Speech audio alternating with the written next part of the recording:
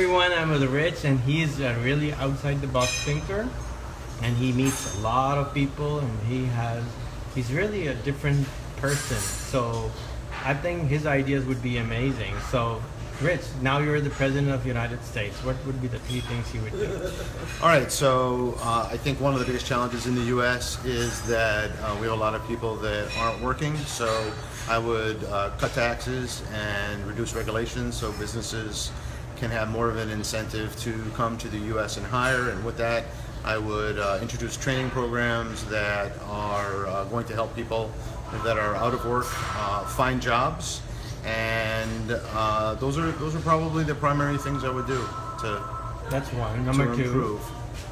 Number two, I think what else would I do in the country? I would solve the healthcare crisis by focusing more on free market solutions so that people have access to not health insurance necessarily, but health care at affordable prices. I think that's important. And then finally, I would embark upon, although this was kind of touched on in the first point, our education system. I would modify our education system as I actually was talking to you about. This is more your idea, but it makes a lot of sense. See how we can update our education system to deal with technological advancements. So that's another big one. Now you're the president of Iran. What are the three things you would do? Well, it depends. Do I have the flexibility to do anything I want, or am I? You are the president. Assuming that I have the ultimate control of the country, I would immediately start working with countries that were once considered enemies and try to minimize the tensions in the area, and then focus on. How would you do that?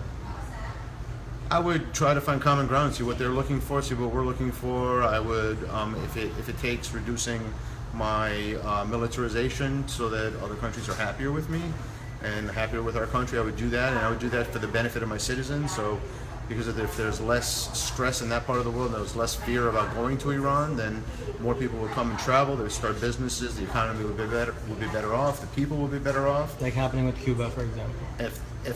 In theory, well, there's more tourism in Cuba for sure. That's helped them to some degree. And those would be positives for the people of Iran, and that would really help the area. If you just reduce tensions, because having high tensions in that area, it's not good for the people, it's not good for anyone who wants to open a business there or travel there or anything like that. That's number one. Number two?